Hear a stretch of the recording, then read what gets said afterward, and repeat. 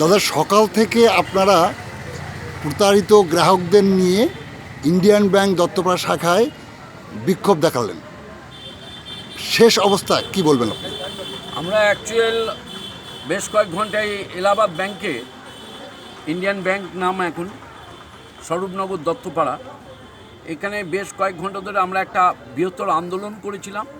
Public news, আজকে Swarupnagar, human rights, CPDR ইন্ডিয়ার কলম চলছে পত্রিকার ম্যাগাজিন থেকে।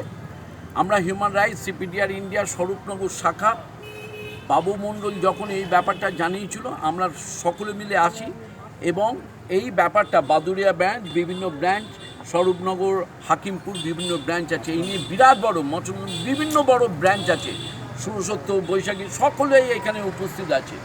তো আমাদের এইটা আজকে একটা সাকসেস বলতে পারি, কিছুটা হয়েছে।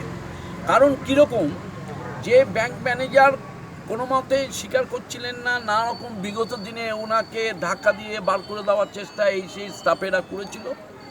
আজকে আমরা এসে আন্দোলন করার পর পুলিশ এসেছিল স্বরূপনগর থানার থেকে।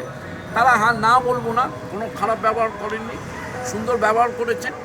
কিন্তু আমরা বলে দিয়েছিলাম যে যে টাকাটা নিয়েছে এইটা এলাহাবাদ ব্যাংকে একটা স্তম্ভ দেওয়া আছে এবং একটা চিত্রকূট লেখা আছে, স্ট্যাম্প আছে, এবং তার যে রিসিপ্টটা আছে এলাহাবাদ ব্যাংক, এটা সম্পূর্ণভাবে ম্যানেজারের দায়িত্ব। সেই টাকাটা গরিব মানুষ ইনাকে যাতে ফিরিয়ে দেওয়া যায়। 1 টাকা 2 টাকা নয়, 5 লাখ টাকা।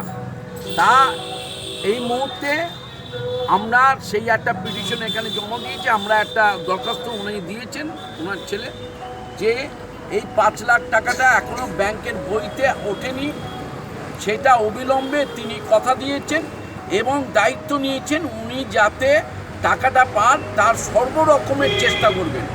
আমরা এখানেই থেমে থাকবো না, আমরা মনিটরিং করব এবং আমরা যদি দেখি উনি খুব শীঘ্রই টাকা না পাচ্ছেন, তাহলে আমরা বৃহত্তর আন্দোলনে এই ব্যাংকের সামনে জমায়েত হব। এই গরিব মানুষের টাকা এইভাবে অনেক ব্যাংক জালিয়াতি করছে, গভর্নমেন্ট ব্যাংক, কী করে এটা হয় তার রেসপন্সিবিলিটি তার যে কর্ণধার আছেন তাকে নিতে হবে, লোকাল ম্যানেজারকে নিতে হবে। নমস্কার। আপনার পরিচয় বলবেন? আমি বিপ্লব ঘোষ, হিউম্যান রাইটস, সিপিডিআর ইন্ডিয়ার সর্বভারতীয় সম্পাদক। ধন্যবাদ আপনাকে। নমস্কার।